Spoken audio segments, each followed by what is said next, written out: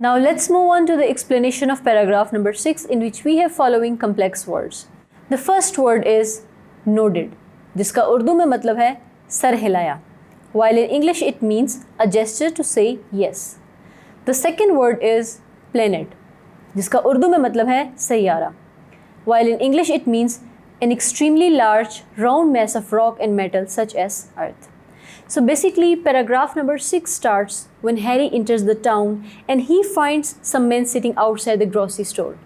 और वो देखता है कि वो मर्द आपस में बड़े ही पुरसुकून अंदाज में बातें कर रहे होते हैं, उन्हें दुनिया की कोई फिक्र नहीं होती।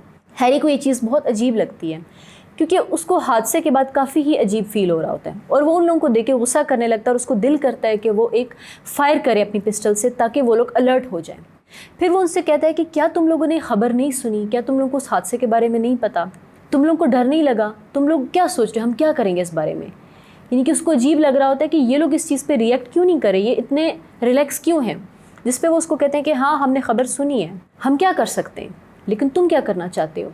जिस पे वो कहता है that I want to build a rocket, जिस पे वो सारे हंसते हैं और वो कहते हैं कि तुम रॉकेट बिल्ड करना चाहते हो ताकि तुम उसी रॉकेट में बैठ के उस मुसीबत की तरफ जाओ। अब मुसीबत से उनकी मुराद वो जगह थी जहाँ पे न्यूक्लियर वॉर चल रहा था, यानी कि न्यूयॉर्क। वो नहीं चाहते थे कि वो रॉकेट बिल्ड करके वहाँ जाएं। फिर वो उसको कहता है कि तुम लोगों ने नोटिस नहीं किया कि यहाँ पे कितने ज़्यादा चेंजेस हो रहे हैं, हर चीज़ बहुत मुख्तलिफ हो रही है। वो उनको रियलाइज़ कराना चाह रहा था that he was not comfortable there और ये जगह उनके लिए सूटेबल नहीं है, लेकिन उन लोगों को ज़्यादा फ़र्क नहीं पड़ता। वो कहते हैं हाँ हमने नोटिस तो किया है। फिर हैरी उनसे कहता है डजंट इट स्केयर यू, यानी कि आपको इससे फ़र्क नहीं पड़ा, कि आपको डर नहीं लग रहा। और फिर वो उनको इस बात पे बेवकूफ़ कहता है क्योंकि उसको लग रहा होता है कि ये लोग गलत हैं, इनको तो फ़र्क ही नहीं पड़ रहा कि यहाँ पे इतने ज़्यादा चेंजेस आ रहे हैं, इन्वायरमेंट इतना डिफरेंट है, क्योंकि पर्सनली वो कंफर्टेबल नहीं था। सो यहाँ पे पैराग्राफ नंबर 6 ख़त्म हो जाता है। I hope you have understood this explanation. Thank you.